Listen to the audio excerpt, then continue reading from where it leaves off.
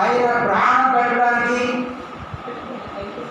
తిరిగి దాన్ని తీసుకోవడానికి కూడా అధికారము ఆయనకు ఉంది.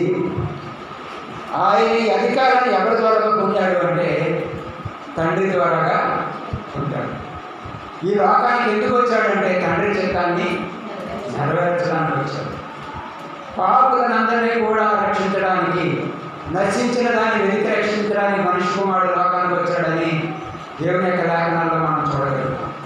ఆయన ఎందుకు వచ్చాడంటే పాపులను రక్షించడానికి వచ్చాడు. అందుకని ఒక చోట అంటాడు కదా, నేను నీతిమంతులు పిలవరాలేదు కానీ పాపులను పిలవడానికి వచ్చాను.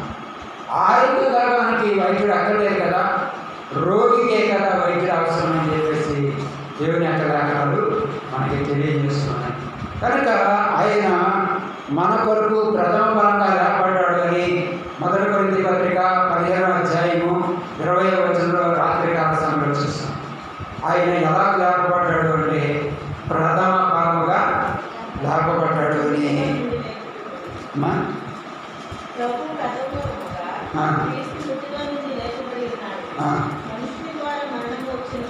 మనుష్యుని ద్వారాగా మరణం వచ్చింది, మనుష్యుని ద్వారాగానే దేవుని స్తోత్రం.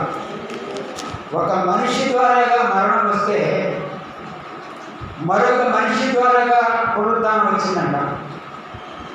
మొదటి మనిషి ఆదాము అయితే ఈ రెండవ మనిషి కడపడి ఆదాముగా వచ్చిన యేసుక్రీస్తు. దేవుని స్తోత్రం. మొదటి ఆదాము ద్వారాగా మరణం వస్తే రెండవ ఆదాముగా కడపడి ఆదాముగా వచ్చిన యేసుక్రీస్తు ద్వారాగా మనకి పునరుద్ధానము నిత్యజీవము కలిగిందని దేవుని యొక్క లేఖనాలు తెలియజేస్తున్నాయి. కనుక ఇక్కడ అంటున్నాడు కదా, ఆదామునందు అందరూ ఎలాగ మృతి పొందారో అలాగే క్రీస్తునందు అందరూ బ్రతికించబడతారు, ప్రతివాడు తమ తమ వరుసలోనే బ్రతికించబడతారు అని చూడగలుగుతాం. అంటే ఇవన్నీ కూడా లేఖనముల ప్రకారం అనే 15వ అధ్యాయము 3-4 వచనాల్లో మనం ఈ మాటలు చూస్తున్నాం. అక్కడ ఎంతమంది కనపడ్డాడు అనే విషయం మీరు ఇంటికి దగ్గర చూసుకుంటే 3వ వచనం నుండి మరి 8వ వచనం వరకు కూడా ఆయన అనేక మందికి కనపడినట్లుగా మనము చూస్తున్నాం. అంటే ఈ ఆధారం, ఆయన పునరుద్ధానిగా తిరిగి లేచాడు అంటే ఇది ఆధారం. ఎందుకంటే మనకి తెలుసు మార్కు సువార్త, మత్తయి సువార్తల్లో ఇంకా చీకటిగా ఉండగానే చంద్రకాడగానే వెళ్ళినట్లుగా మనము చూస్తాం. ఒకసారి మార్కు సువార్తలో చూస్తే 16వ అధ్యాయంలో విశ్రాంతి దినము గడిచిపోగానే మగ్దలేని మరియా, యాకోబు తల్లి అయిన మరియయు సలోమి వచ్చి ఆయనకు పూయవలని సుగంధ ద్రవ్యములు కొనివి. వారు ఆదివారము మెట్ల మధ్యాహ్నం వెళ్ళారా, పెందలకాడే లేచి బయలుదేరి సూర్యోదయమైనప్పుడు సమాధి ఎదగడారట. ఈ స్త్రీలు సూర్యోదయం రాకముందే, సూర్యుడు ఇంకా ఉదయించక ముందే ఎక్కడికి వెళ్ళారంటే సమాధి తోటలోకి వెళ్ళారు.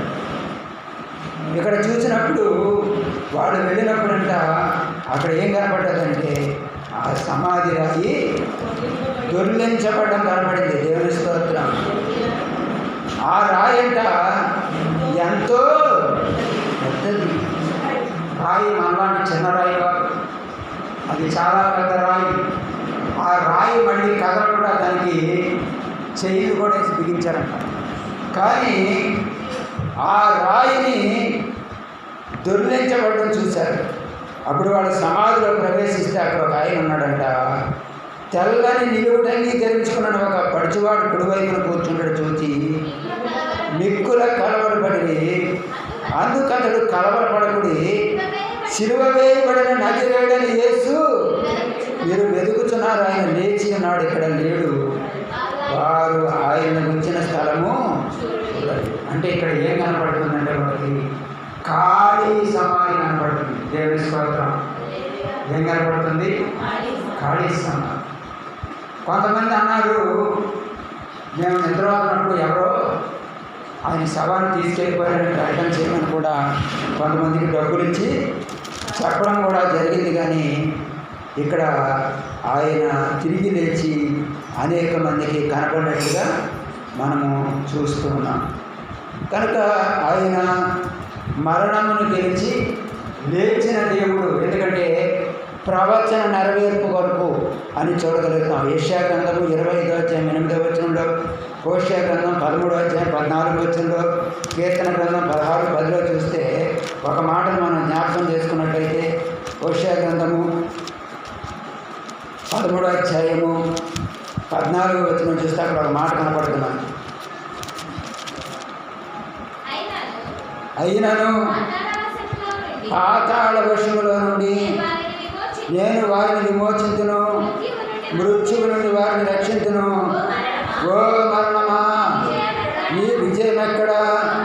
ఓ మరణమా నీ ముందెక్కడ? ఈ ప్రవచనం ఎక్కడ నెరవేర్చిందంటే కొరింథీ పత్రిక మొదటి పత్రికలో మనం 15వ అధ్యాయంలో చూస్తాం మాటలు. ఓ మరణమా నీ ముళ్ళు ఎక్కడా? ఓ మరణమా నీ విజయం ఎక్కడ? మరణము ముళ్ళుని విరిచి తిరిగి లేచినవాడు మన దేవుడు. దేవుని స్తోత్రం. కనుక ఆయన అనేక మంది కనపడ్డాడంట. దేవదూతలు కూడా సాక్ష్యం ఇచ్చారని మత్తయి సువార్త 28వ అధ్యాయము మరి 2-7 వచనాల్లో కూడా మనము చూస్తాం. అలాగే ఆయన మరి ప్రభువారు ఆరోహణమయ్యాడు అని మొదటి అపోస్తల కార్యాల గ్రంథం 1వ అధ్యాయం 9వ వచనంలో కూడా చూస్తాం. అక్కడ చూస్తే 9వ వచనంలో చూస్తే ఈ మాటలు చెప్పి వారు చూచుచుండగా ఆయన ఆరోహణమాయను. అప్పుడు వారి కనులకు కనపడకుండా ఒక మేఘము వారిని ఆయన కొనిపోయిందంట. ఎందుకంటే ఆయనను అలా ఎక్కడి నుంచి వచ్చాడు అక్కడికైనా తిరిగి వెళ్ళిపోయాడు. తండ్రి చిత్తాన్ని నెరవేర్చడానికి వచ్చాడు. తండ్రి చిత్తాన్ని నెరవేర్చేస్తాడు. మరణం మీద, మనుషుల మీద మరణానికి అధికారం లేకుండా ఆ మరణపు ముళ్ళుని విరిచివేశాడు. మరణానికి ఉన్న బలం ఏంటంటే ధర్మశాస్త్రము. ధర్మశాస్త్రము అనేది పాపానికి బలంగా ఉంటుంది. అంటే ధర్మశాస్త్రం అనేది ఒక మనిషి నీతిమంతుడిగా మార్చలేదు, కానీ ధర్మశాస్త్రం అనేది ఇది చేయకూడదు అది చేయకూడదు అని మాత్రమే చెబుతుంది. కానీ ఆ ధర్మశాస్త్రాన్ని ఆయన కొట్టివేయడానికి రాలేదు, కానీ ధర్మశాస్త్రాన్ని నెరవేర్చడానికి వచ్చానని చెప్పాడు. దేవుని స్తోత్రం. హల్లెలూయా. వేరొక చోట ఉంటాడు కదా, నేను పరిచారం చేయించుకుంటూ రాలేదు, కానీ పరిచారం చేయుటకు అనేకులకు ప్రతిగా ప్రాణక్రయదనగా నా ప్రాణాన్ని అర్పించడానికి వచ్చాను అంటాడు. ఆయన ప్రాణాన్ని ఇచ్చి తిరిగి లేచినవాడు. ఎందుకంటే నా ప్రాణాన్ని పెట్టడానికి తిరిగి తీసుకోవడానికి నాకు అధికారము కలదు అంటాడు. మనుషులు అనుకున్నట్టుగా ఆయన సిలువ వేశారు, సమాధిలో పెట్టారు అంటే అది లేఖనము నెరవేర్పడినట్టుగా, దేవుడు తండ్రి చేత నెరవేర్చినట్టుగా ఈ విషయాలు మనము చూస్తున్నట్టుగా మనం చూస్తున్నాం.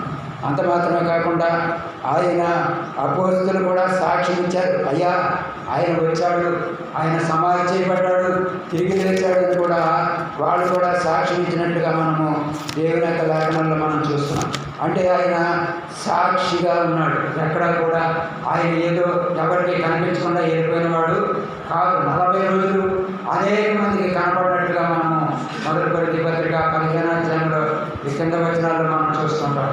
ఆయన 500 మంది కంటే ఎక్కువ మందికి కనపడ్డాడంట ఒక్కరోజే. ఎన్ని రోజుల్లో?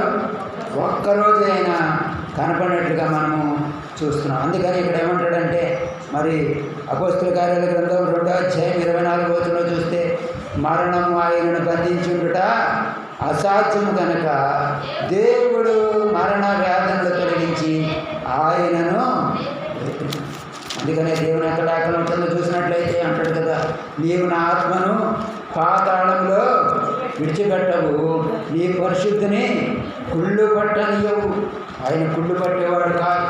మన శరీరం అయితే మరి సమాధిలో పెడితే 2-3 రోజులకి ఏమైపోతుందంటే కుళ్ళు పట్టిపోతుంది. కానీ ఆయన కుళ్ళు పట్టే దేవుడు కాదు. అందుకనే అపోస్తల కార్యాల గ్రంథంలోని రాత్రికాల సమయంలో చూసాము 11వ అధ్యాయంలో చూస్తే అక్కడ అంటాడు కదా,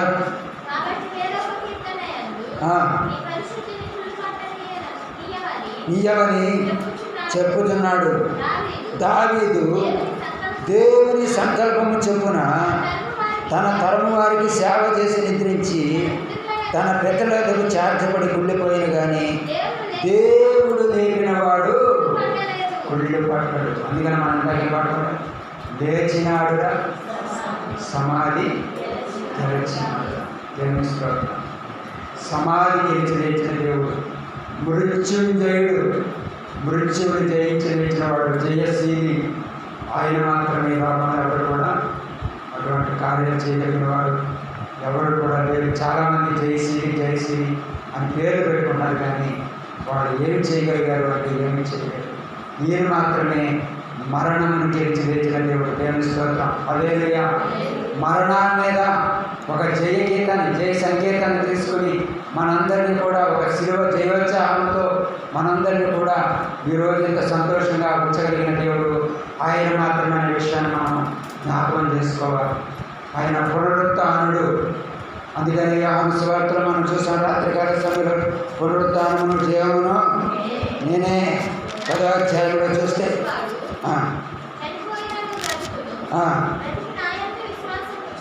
బ్రతికి నాయందు విశ్వాసం ఉంచు ప్రతి వాడును ఎన్నటికీ ఎందుకు చనిపోడు అంటే ఆయన మన కొరకు మరణాన్ని గెలిచి లేచిన దేవుడు.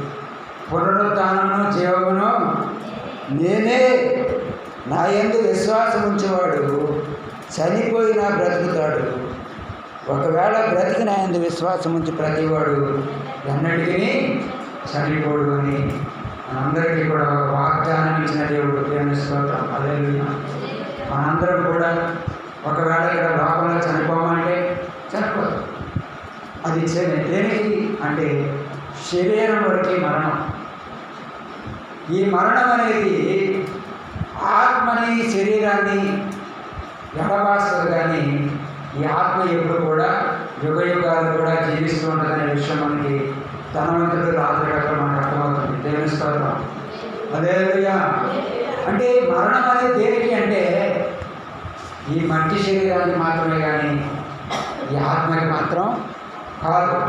ఈ ఆత్మ యుగ యుగాలు కూడా నీవు నేను చేసిన క్రియలను బట్టి, మనం చేసినటువంటి నడవడిని బట్టి అది ఎక్కడ ఉండాలో అది దేవుని యొక్క ఏర్పాటు. అందుకని మేలు చేసిన వారు జీవపునరుద్ధానికి, కీడు చేసిన వారు మరణ పునరుద్ధానికి వెళతారని దేవుని యొక్క లేఖనము తెలియజేస్తుంది.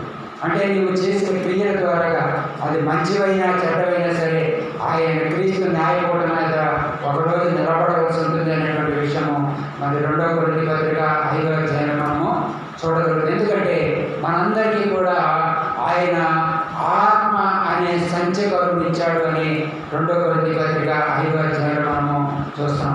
ఆత్మ అనేది మనకి ఎలా ఇచ్చాడంట? ఒక సంచకరువు. సంచకరువు అంటే మన ఇంగ్లీష్లో చూస్తే అడ్వాన్స్, తెలుగులో చూస్తే భయాన లేకపోతే భజాన అంటాం. ఏదైనా చిన్నది కొన్నప్పుడు ఒక వస్తువు లేకపోతే ఏదైనా కొన్నప్పుడు మనం ఏం చేస్తుంటాం, కొంత అడ్వాన్స్ ఇస్తుంటాం. ఇచ్చి దాన్ని మనం స్వాధీనపరచుకోవడానికి మిగతా అమౌంట్ ఇచ్చి దాన్ని విడిపించుకుంటాం. అలాగే మనకు ఏమిచ్చాడు అంటే ఆయన ఆత్మ మనకి సంచకరుగా ఖజానాలు ఇచ్చాడంట. ఎందుకంటే ఆయన పునరుత్థానుడైన దేవుడు అనే విషయాన్ని మనము చూస్తున్నాం. కనుక ఆయన మరణం గెలిచి లేచిన దేవుడిగా మనకి కనిపిస్తూ ఉన్నాడు. ఈరోజు మనము ప్రపంచమంతా కూడా ఇంత ఘనంగా మరి ఈ దినాన్ని జరిపించుకోవడం అనేది గొప్ప భాగ్యం. దేవుని స్తోత్రం. హల్లెలూయా. హల్లెలూయా. ఎవరైనా ఏదైనా ఒక ఇంట్లో జరిపించుకుంటారు, కానీ ప్రపంచమంతా జరిపించుకునేది ఈస్టర్ పండుగ, అలాగే గుడ్ ఫ్రైడే పండుగ. గుడ్ ఫ్రైడే అని దాన్ని ఏమన్నారంటే శుభ శుక్రవారం అన్నారు. శుభ శుక్రవారం అని ఎందుకన్నారంటే మన పాపం నిమిత్తము, మన యొక్క శాపముల నిమిత్తము ఆయన శిలువ మరణం పొందాడు కనుక ఆ పాపాల ద్వారా ఆయన చేసినటువంటి శిలువ త్యాగం ద్వారా మన పాపాలకు శాపాలకు నిత్యమైన విమోచన కలుగుతుంది అని ఎప్పుడీ పత్రికలో మనము చూస్తున్నాం. దేవుని స్తోత్రం. హల్లెలూయా. మనకి నిత్యమైన విమోచన ఇవ్వగలిగింది యేసు రక్తం మాత్రమే. దేవుని స్తోత్రం. హల్లెలూయా. అందుకని రోమపత్రిక 10వ అధ్యాయం 9వ వచనం అంటాడు కదా, యేసుక్రీస్తు ప్రభువని నోటితో ఒప్పుకొని దేవుడు ఆయన మృతులను లేపని హృదయం విశ్వసించబడితే చాలు నీవు రక్షింపబడతావు. ఎందుకంటే మన కొరకు నిత్యమైన విమోచన ఆయన చెల్లించేస్తాడు. నిత్యమైన ఖర్చు ధర ఆయనే చెల్లించేస్తాడు.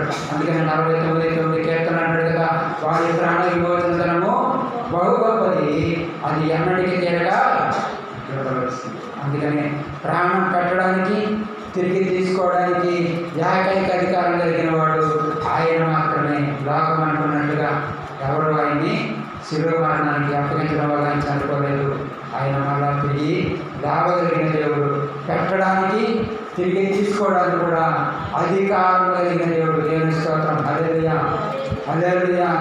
ఎవరో చంపేస్తే చనిపోయిన వాడు కాదు. అది అలాగ జరగాలి కనుక, లేఖనం ప్రకారం అలా జరగాలి కనుక, ప్రవచనాలు నెరవేర్చబడాలి కనుక ఆయన ఆ రీతిగా మనం చూసినట్టుగా మనం చూస్తున్నాం. ఎందుకంటే సర్వమానవాడి పాప పరిహారం కొరకు ఆయన రక్తం చెందించబడాలి.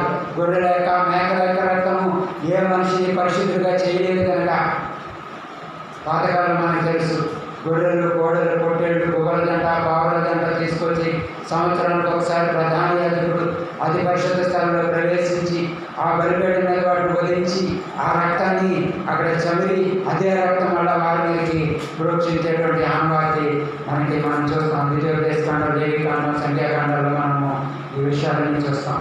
కానీ ఈయనే ప్రధాన యాజకుడిగా వచ్చి గొర్రెల యొక్క మేకల యొక్క రక్తంతో కాక తన స్వరక్తంతో ఒక్కసారే అతి పరిశుద్ధ స్థలంలో ఆయన ప్రవేశించాడు. ఆయన చేసింది నిత్యమైన విమోచనని ఎబ్రీ పత్రికలో మనము చూస్తున్నాం.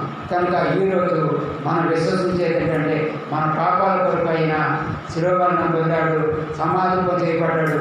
సమాధి చేయబడిన తర్వాత కూడా రాత్రికాల సమయంలో చేసిన మొదటి పేతురు పత్రికలో ఆయన మృతులు కూడా శరీరరీత్యా తీర్పు పొందకున్నట్లు వారికి కూడా సువార్త ఇచ్చాడంట.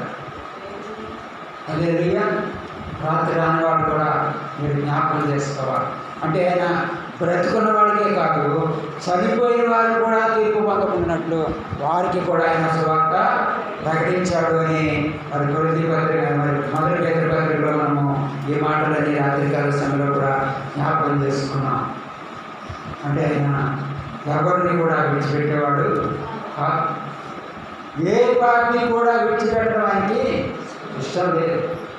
అందరూ అంతటా మారు మనసు పొందాలని మనుషులందరికీ ఆజ్ఞాపిస్తున్నాడు. ఆజ్ఞానకాలం అయితే దేవుడు సూచించుకున్నట్టు ఊరుకున్నాడు. కానీ ఇప్పుడైతే అంతటా అందరూ మారు మనసు పొందాలని మనుషులందరికీ కూడా ఆజ్ఞాపిస్తున్నాడు.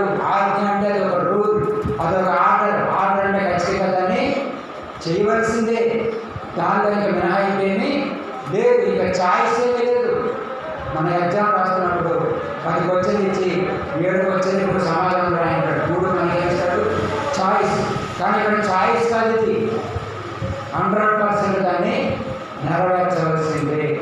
ఎందుకంటే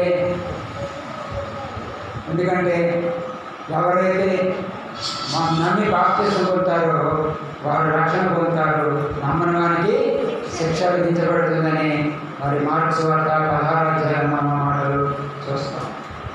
నమ్మి బాప్తిసం పొందిన వారు వల్ల సూచక్రియలు జరుగుతాయని మార్కు సువార్త 16 కింద మనము చూడగలుగుతాం. ఎందుకంటే ఆయన ఏదైతే మనకి ఇచ్చాడో ఆ అధికారాన్ని బట్టి మనం దెయ్యాలు వెళ్ళగలుగుతాం, అంటే కొత్త భాష మాట్లాడగలుగుతారు, రోగులను స్వస్థపరచగలుగుతారు.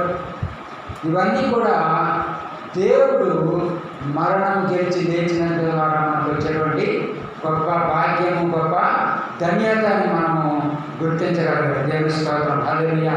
ఆయన కూడా అందరి వలె మరి చనిపోయి అక్కడితో ఉంటే మనకి అధికారం వచ్చేది కాదు, ఈ విడుదల వచ్చేది కాదు, ఈ యొక్క గొప్ప ధన్యత మనకి వచ్చేది కాదు. కానీ ఆయన మరణం గెలిచి తిరిగి లేచాడు కనుక, ఆయన పునరుత్థాడు కనుక, ఆయన క్రీస్తు ప్రథమంగా లేపడ్డాడు కనుక అందరూ